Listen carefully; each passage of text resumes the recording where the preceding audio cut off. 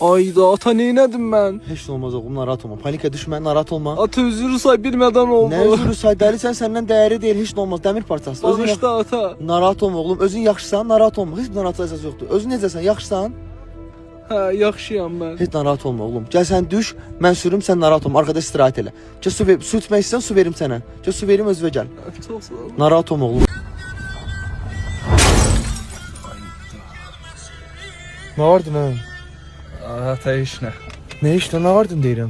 Ay işine bir balaca orasını sürttüm. Bunu mu istəyirdin? Ata ne kadar bir de Ha? sürt.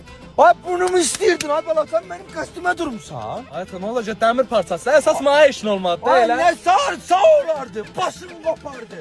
Bu maşını niye zorlamış, niye çapırsan bu maşını? Ata ne olsun ki bir de demirden ne olacak? Ay Ankur, ara bak gördün sen maşın benden. Ata ne Ne de bir sürüm öğrenmişim.